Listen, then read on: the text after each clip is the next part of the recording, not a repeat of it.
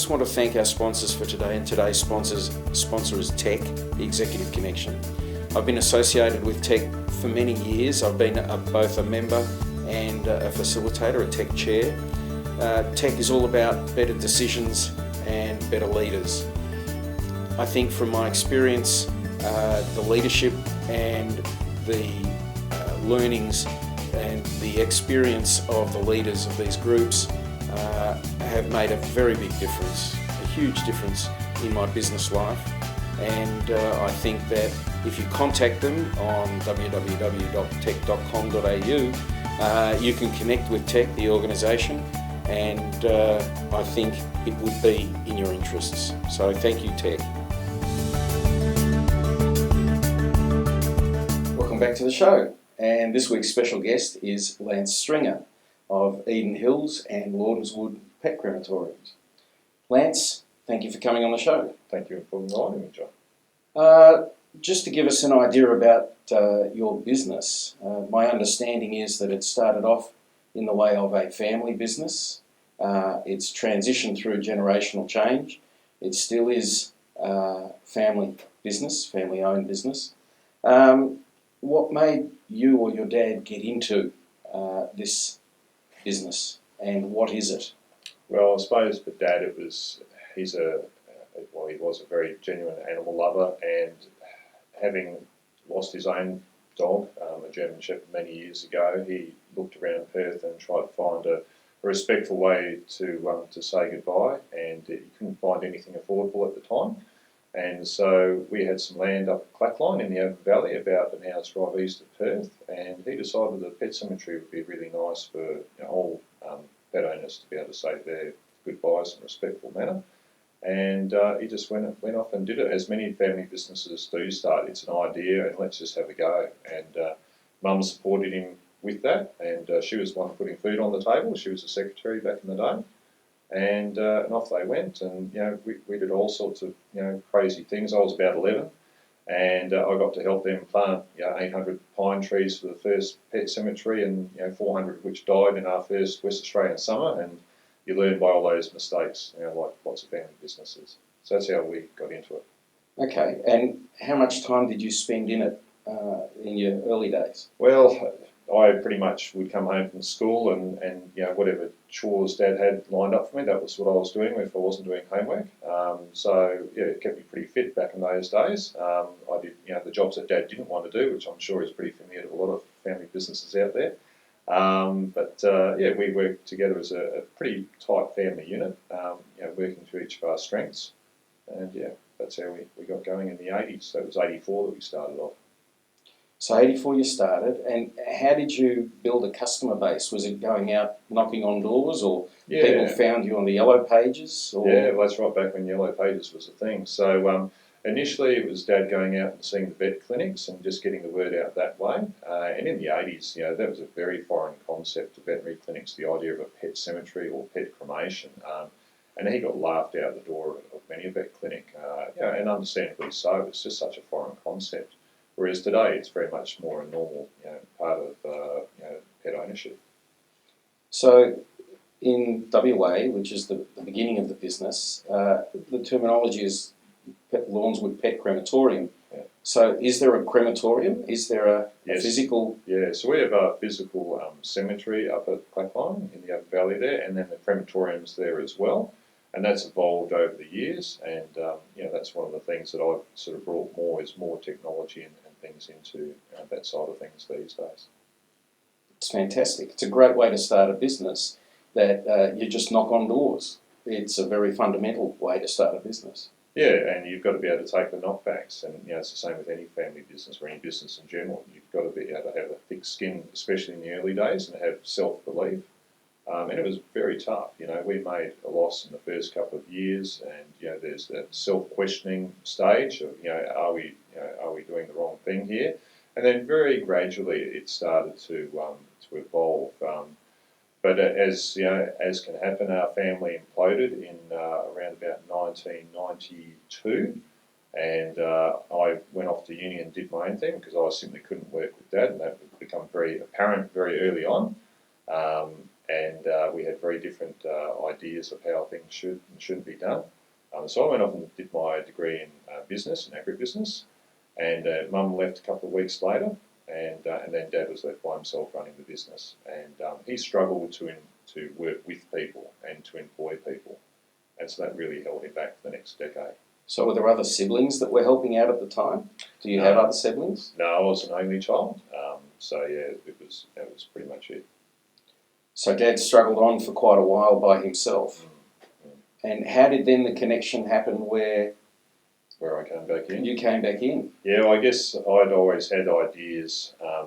I really enjoyed helping people from a young age. So yeah, even from the age, it sounds crazy now to say it out loud, but from the age of sort of 15, 16, I was picking up the phone for customer calls, and I'd heard everything that Mum and Dad said. Luckily, I had a fairly deep voice, so people didn't pick my age.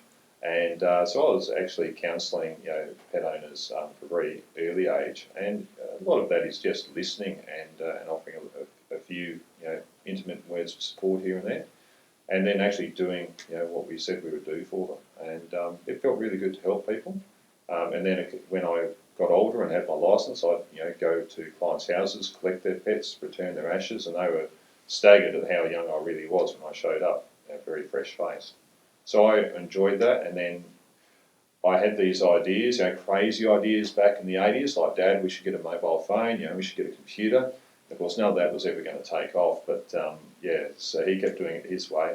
I came back in 2002 with my fiancée then, and I'd been talking to her about the concept of it and how I thought it was, a really good model to help people and a good sustainable business model. And there was Dad, he was getting quite old by this stage, still doing a lot of hard physical work. And I said, Dad, what's your exit plan? And he said, well, what? What's an exit plan? I said, well, how are you going to exit out of the business? You've got no superannuation. What's your plan? And so we sat down, we talked about it, and I offered to buy him out. And it worked for him because the business really wasn't in what you'd call a saleable position. Market share had decreased, down to 6% from basically being the main providers in Perth. There was a lot of new competition in Perth at the time, and I just it worked for me because I didn't have any money either, so I couldn't buy any business. So we did a vendor finance arrangement over 10 years. And it worked to both our advantages. Got me into the business and allowed him to retire gracefully and have a stable income for the next decade. I'm just trying to picture it. There must have been staff because your dad couldn't have manned the phones, done pickups of animals, processed the animals through the machinery, and then packaged the ashes back and returned them to clients. How many people did it employ in the beginning, and where has it moved to today? He had half a full-time equivalent, so he had one casual person that was helping him do the driving, and he was having to do all the cremating, all the paperwork and administration, all the customer service on the phone and things like that. And the only way he can do that is work 7 days a week. And so that was really taking its toll on him, and he worked out that he was working for $6 an hour. And as a result of that, his customer service wasn't, at the same level of passion that it was back in the early days. And I could see that, and I didn't think that was fantastic. And that's one of the other reasons why I bought the business, is because I wanted to make sure that people had a very positive experience with Mornswood. So when you exited to go back to university or to go to university, you knew you couldn't work with your dad, and yet you've come back and made an agreement with your dad, actually achieved an agreement that you both understood, and then you worked with him until he exited the business. Well, I wouldn't say work with him. It was a very clear agreement. I would buy him out 100% and he would exit the business that day. So, it was a very cut and dry succession plan, you might call it. So, but with no money changing hands? Only an agreement. We got a lawyer to write up a basic agreement, and we went from there. And I started making monthly payments from that point onwards. Okay. That gives us an idea about how the structure of the relationship changed. Yeah. And would you say the relationship with your dad is better now, or where does that Where does that sit now? It's always been a very strained relationship, and that never really changed. I guess having the formal business agreement gave us a reason to stay in touch on a relatively regular basis. But we went through the normal range of emotions. So Dad tried to pull out. A couple of weeks in, he got the panics. Oh, what if Lance mucks it up and everything like that? And then I don't have a business anymore. And so I had to drive up and reassure him that I was going to do the right thing, and he didn't have anything to worry about. And solve that. And we continued to have that sort of tenuous relationship right through until he passed away a couple of years ago. But I was made sure I was still there for him, because he was fairly isolated by that stage.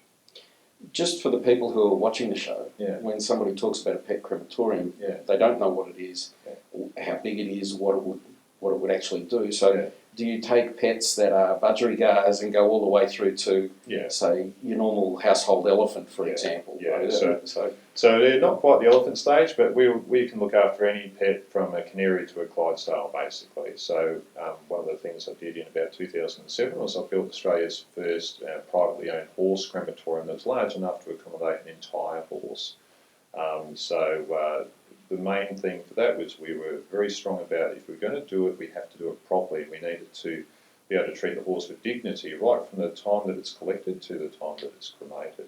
And that's what we do with all the other pets. So why should horses be any different? That's great. We're going to go to a break now, so we'll come back shortly.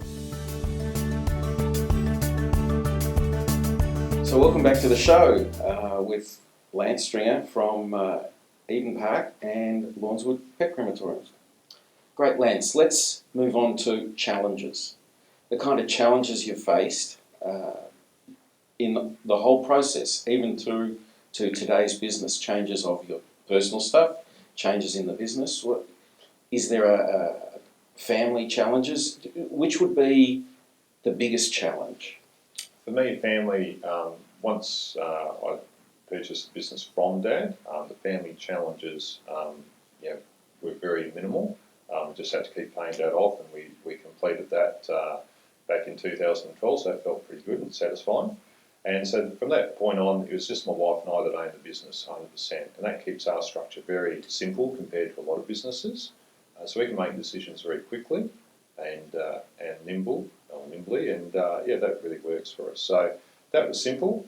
Finance is probably the biggest challenge that we've had, certainly in the first decade or so. We've had the business about 16 years now, and just could not get enough finance to really evolve the business quickly enough. So buying things like computers and new vehicles and new equipment and all the things to deck out a modern office. It was really quite challenging getting that. So it's not until you don't really need the money that you can actually get the finance for it, which would be very familiar to a lot of family businesses, I'm sure. So the family challenge, you say, is just your wife and yourself. Yeah. And kids, they're obviously, well, not obviously, but I know you've got some kids now. And, well, they've been pretty good about it. They, once again, a bit different in the generations. It wasn't kind of cool to have a pet cemetery when you're in the 80s as a kid going to school. But these days, boys don't cop too much stick, because quite often their families actually used our service at some point, so they kind of get it. And the boys are now 13 and 16 just about, and so they're not at an age where they're going to be coming into the business. They of course help on weekends and things like that to do what needs doing around the place. I've seen some photos of them at builds and different construction things that you've been working on. They have fallen asleep in the car next to me as we've been building things over the years and things like that, coming back after a long hard day's work. So that feels good to share that journey with them, and it gives them a work ethic, which I think is a really important contribution as a parent, to show them that. And the wife and I, we've had a few cracks at it working together, and we've sort of figured out a pretty good balance at this point.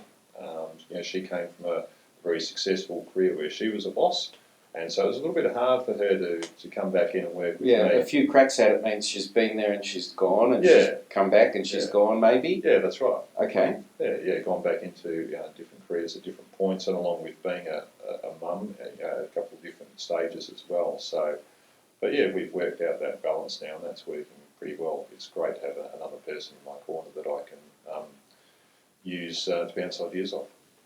Is it feeling like a 24/7 situation, family-wise, when you're working with your wife and you've got the kids to raise? Is it It can be, and we make a conscious effort to try and keep our weekends free these days. And that really, I feel very privileged to be able to have most of my weekends off these days.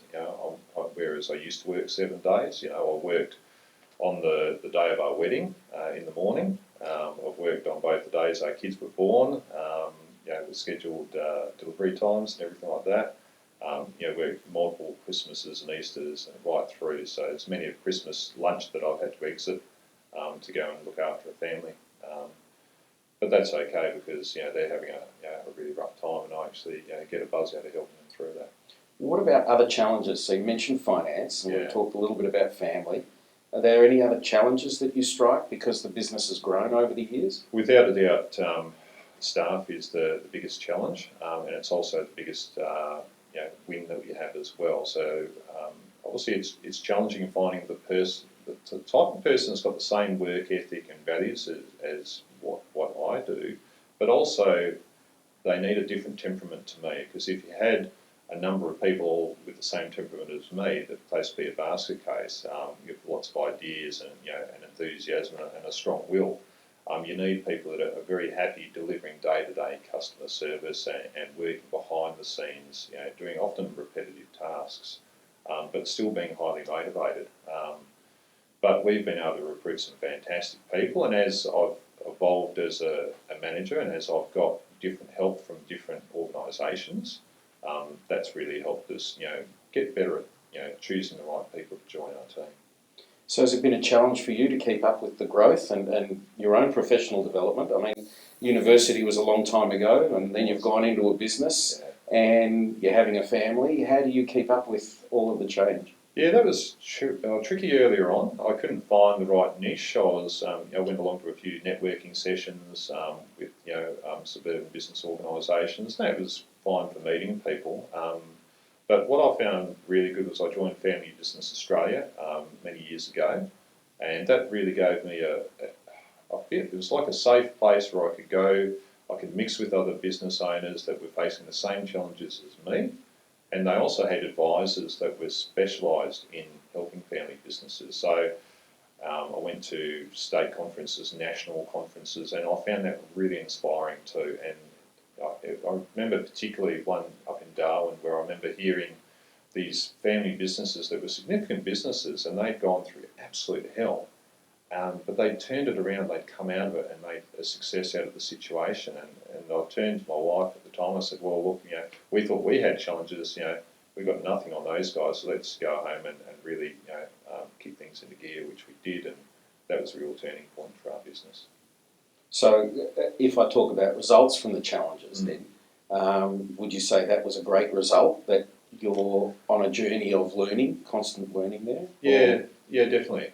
That was a good result. And one of the other things my wife encouraged me to do was join a forum group within Family Business Australia. And so now I meet with a group of like-minded business people once a month, and they help me through my decision-making processes for really big ideas, and conversely I help them. So it's like having a pseudo sort of board of directors that you don't actually have to answer to legally, but you do have to answer to them emotionally, and they keep me in check as well, and they tell me if I'm making a silly decision. Okay. So let's get back to the challenges. Yeah. The business has grown now. Yeah. You're in Western Australia, you're in South Australia, you're in Victoria, and are you in New South Wales? In Lower New South Wales, Lower New South Wales. Albury area. Okay. Yeah. But not in Queensland or Northern Territory? No. So pretty much you've got the bottom end of Australia covered. Has that been challenging, growing over east? Yeah, well, we made the decision in 2010 to buy a small business, pet cremation business in Albury Wodonga, and we thought we'll just see how that goes. So we branded it with a whole fresh new brand called Eden Hills, and we thought, well, let's knock that business into shape and see what it looks like 6 months' time. And we did that, and we decided that that was going well. We were having wonderful feedback from the people using the service, and we looked at Melbourne and thought that it was underserviced at that point for our sort of style and level of service. So we decided to give that a go. And we spent the next 4 years building that business up until we had a really good team of people and led by a great general manager, Tony. And then we were able to come back to WA, where I had another good general manager, Joe, looking after WA. And I was able to truly, as the cliche goes, work on the business rather than in the business. So the challenge there is you've actually relocated your family from one side of the country to another side of the country for a period of years. And that was very conscious to do that before the elder son reached high school. So we didn't want to disturb high school, but we moved house 6 times in 6 years in that sort of journey, renting houses around the place and being where we needed to be for the business.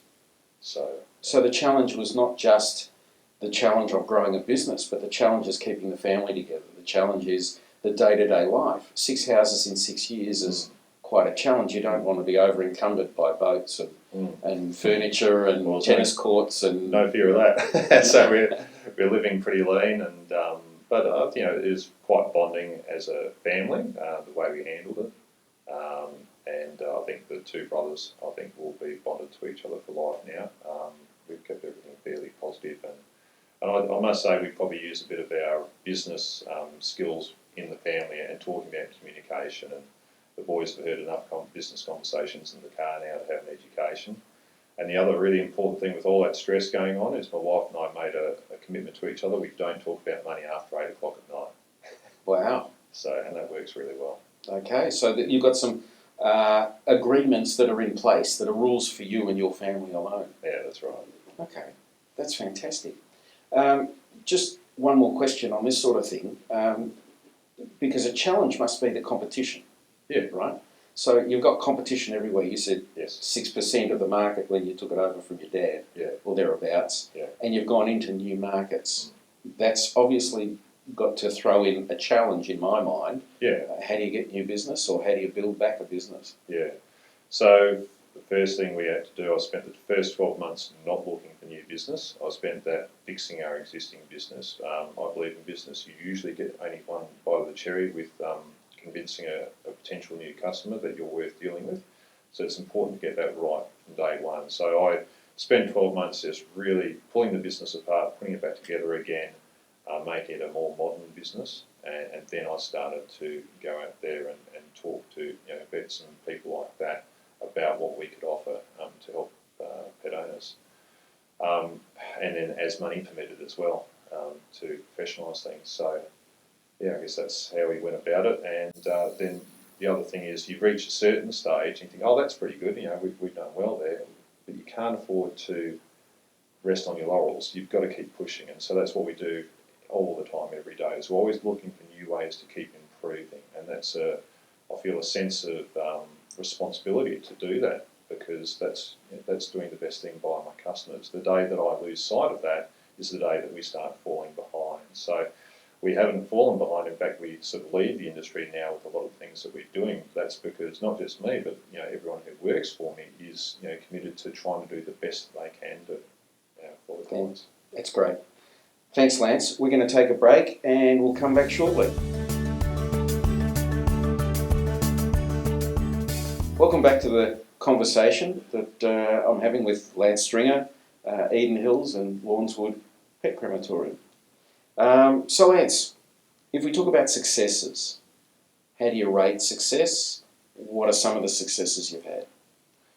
Success is it's a very complicated question. So I'm not a big fan of rating success just in terms of numbers and money and things like that. To me, success is feeling good about what we've achieved. So you've got to feel good inside, and for me, that's measured by the customer satisfaction primarily. So these days in the age of social media, that's very real time, and so I can see the sorts of emotions our customers are feeling having used our service. So to date, that's been really positive. Really love seeing the feedback. Obviously, you've got to take any negative feedback very seriously too, and that's one of our core values, to jump on that and deal with it. So I feel that from a customer point of view, we've been quite successful. Also, how our staff... How do you measure that? How do you measure success with being successful, having customer relationships? Yeah, I guess the amount of, the ratio of complaints to compliments is probably the easiest way to do that. That's a great... And so you want to have a minuscule amount of complaints and a massive amount of compliments. So,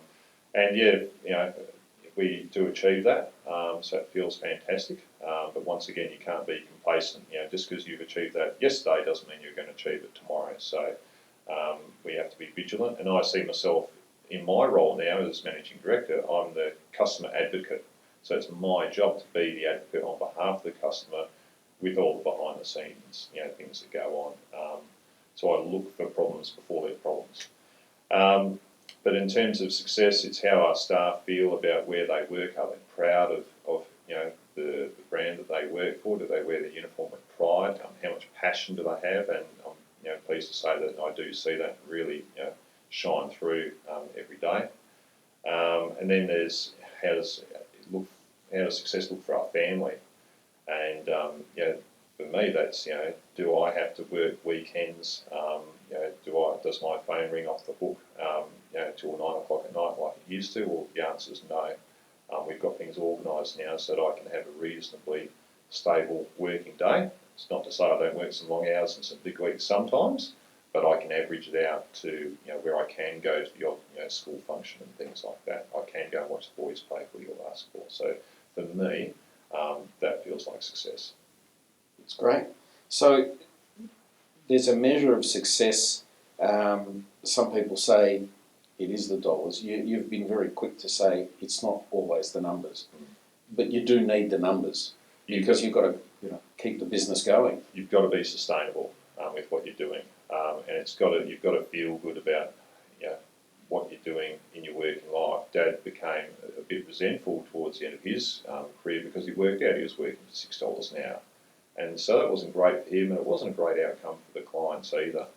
So I've been conscious that you have to price sensibly, but that doesn't mean that you price gouge. I'm very conscious of that. Even if you're in a position where you could extract an extra margin, I don't believe that's necessarily a great idea. I think that it just invites trouble.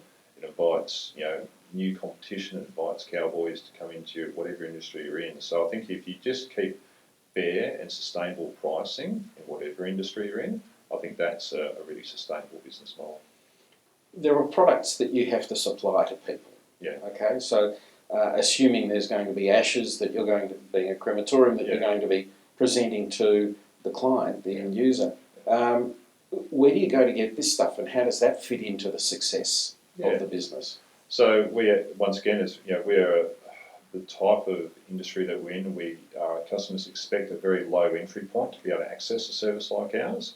They don't want to spend heaps and heaps of money on an earn.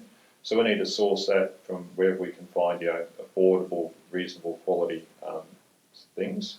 Obviously, that's overseas these days. Most stuff comes out of China or India or somewhere like that. But also, we do try to support Australian businesses where we can, and usually that's in the premium side of things. So, we have a local fellow that makes hand carved jarrah boxes and things like that, urns, keepsake jewellery, things like that. So, they're your more sort of niche products. But there's more and more demand for that these days. It's a very interesting, diverse business that it's become. Are there differences in the different states that you're operating in? Have you noticed big differences? Not massive differences, but we do notice different tastes, and I think that's it's to a degree. It's what people have been used to receiving over the years. So certain urns and boxes are better received, for example, in Victoria than Western Australia and so forth. But by and by, pet lovers are the same Australia over. They just want to say goodbye in a really positive way to their best mate. So is it predominantly dogs or cats or? Yeah, mostly dogs, and then cats, and then but we are finding that the pocket pets are becoming a more Pocket pets? Yeah, I've never yeah. heard the term. Yeah, so any pet that's small enough to fit in your pocket, so budgies and ferrets and all sorts of things. Yeah, there's quite an increasing variety of pets these days. It's not just the good old Labrador or the Moggy cat. My goodness, that wouldn't even cross my mind. So you're measuring your customer service. How do you measure your staff for success? That's a good question. I probably do that informally, and you just sense whether they're invested in what they're doing. You see their work ethic. You see the way they interact with the clients, be that on the phone or in person. One of the things that I'm proud of is an incentive program that we developed, and it's very different to incentive programs in other industries where you might incentivise people based on sales performance or production figures or something like that, whereas we do it on customer thank yous. So for every customer thank you that we receive back, that's specifically just to say thanks, you guys did an awesome job, we actually, my wife and I put an hour into a pool, and at the end of the year, we count up those number of extra hours, and then we split that amongst the entire staff, and they get that added to their wages for the month of December, and that helps them with their Christmas shopping for their family and things like that. So that's our Christmas bonus, but it's linked to customer satisfaction. So That's a really novel way of counting thank yous. Do the staff elicit thank you letters? no, that's one of the things that I did put in the fine print at the start was that if they get caught soliciting thank yous, that their bonus will be cancelled for the year, and if they get if there's two instances within the same year, then everyone's gets cancelled. So everyone's pretty motivated to make sure they do the right thing, because the last thing we want to do is make our customers feel uncomfortable. And that runs similarly in each state for each operation, Yeah, so it's the same. Every operation, and that's something that I'm very sensitive to, and I get put offside quite quickly at other businesses if they try and solicit me to give them a 5-star Google review, and quite often before I've even finished using the service, and it really grates me. So I think that's something that all businesses need to be wary of. I think that's a measure of your success, that you have such high standards. I think really from a motivational point of view, motivated to be successful, what is it that's the biggest motivation? I think this massive sense of obligation to the client or to a vet that's referred a client to us. I've really got to do the right thing by them. They've put in a lot of trust in us. We put our statements on our websites and brochures that we commit to help that client, and we've actually got our family photo on our website saying, this is who we are, this is what we're about. So we really put our name and our face to the brand, if you like. So I've got this, very strong sense we've got to do the right thing. So that's my primary motivation, I guess, followed by an obligation to my staff to provide them with a great, safe working environment, and that we've got to, behind the scenes, act the way that we say that we act outwardly. So it's no good putting on a song and a dance, to the public, and then you behave differently behind the scenes. And then I'm sure that if we did that, our staff would go home pretty demotivated. So I've got to, make sure we're doing the right thing there. And then the third motivation is, of course, our family, and we've got to do the right thing so we can be proud of what we do. That's great. Thanks very much, Lance. We're going to go to another break, so we'll see you back here shortly. So welcome back. We're still talking to Lance Stringer of Eden Hills and Lawnswood Pet Crematorium. Lance, I suppose now I want to go to the future and where you see things going, and even some advice, some support, some ideas that you can share with those people that might be in a similar position, that might want to buy a business from Dad, might have other family members that they need to talk to. So let's start with where to from here. Well, where to from here for us is probably about consolidation.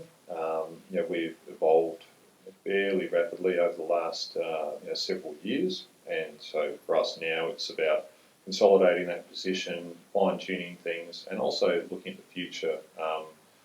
We see a role of trying to help all people be comfortable with the concept of using a service such as ours and normalising it. The worst thing that I hear is when a couple of best friends about falling out because one's used a pet cremation service because they really feel they need to be able to show respect to their best mate sort of thing, and then their human friend goes, well, what did you do that for? It's just a dog.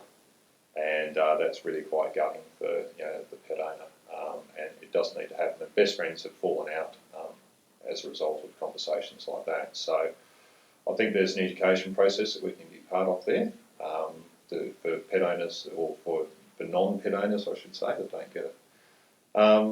As far as advice for other people considering buying from a parent, the advice is start the conversation very early and try to put yourself in your parents' shoes, which can be a little bit difficult. And your parents will, we humans all change as time goes on. And if someone's in the position of selling their business because they're getting more mature in years, their attitude to risk has changed from what they were 10 or 20 years ago, or certainly from when they were starting the business. So we need to be, as the next generation coming through, very conscious of that, very respectful of that.